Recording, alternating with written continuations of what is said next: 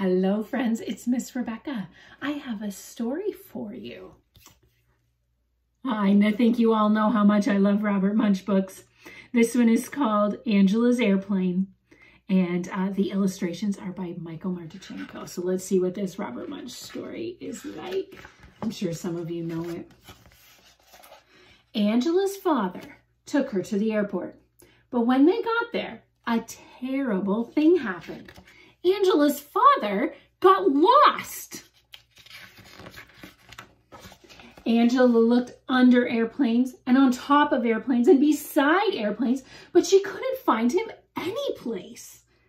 So Angela decided to look inside an airplane. She saw one with an open door and climbed up the steps. 1, 2, 3, 4, 5, 6, right to the top. Her father was not there, and neither was anyone else. Angela had never been in an airplane before. In the front, there was a seat that had lots of buttons all around it. Angela loved to push buttons, so she walked up to the front, sat down in the seat, and said to herself, "It's okay if I push just one button. Don't you think it's okay if I push just one button?" "Oh, yes, it's okay. Yes, yes, yes, yes, yes, yes, yes." Then she slowly pressed the bright red button.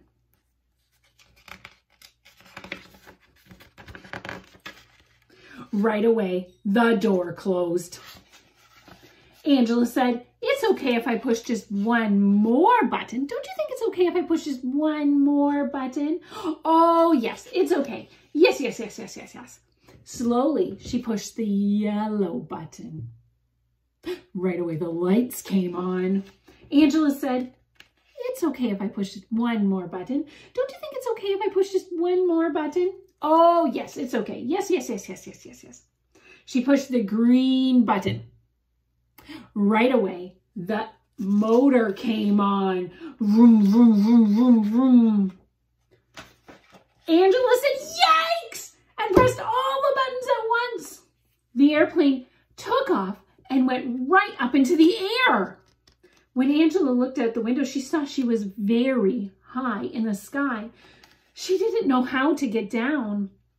The only thing to do was to push one more button. So she slowly pushed the black button. It was the radio button. A voice came on the radio and said, "Bring back that airplane, you thief, you." Angela said, "My name is Angela. I am 5 years old and I don't know how to fly airplanes." "Oh dear," said the voice. "What a mess. Listen carefully, Angela.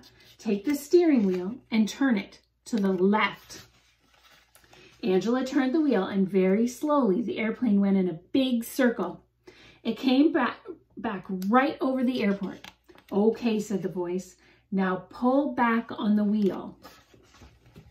Angela pulled back on the wheel and the airplane slowly went down the runway. It hit once and bounced. It hit again and bounced. Then one wing scraped the ground. Right away, the whole airplane smashed and broke into tiny little pieces. Angela was left sitting on the ground and she didn't even have a scratch. All sorts of cars and trucks came speeding out of the terminal. There were police cars, ambulances, fire trucks, and buses, and all sorts of people came running. But in front of everybody was Angela's father. He picked her up and said, "Angela, are you all right?" "Yes," said Angela. "Oh, Angela," he said, "the airplane is not all right. It is in very small pieces." "I know," said Angela. "It was a mistake." "Well, Angela," said her father, "promise me you will never fly another airplane." "I promise," said Angela. "Are you sure?" said the father. Angela said very loudly, "I promise, I promise, I promise." Angela didn't fly another airplane for a very long time. But when she grew up, she didn't become a doctor. She didn't become a truck driver. She didn't become a secretary. And she didn't become a nurse. She became an airplane pilot. And that's the end of that fun story. I hope that you enjoyed it. Bye for now.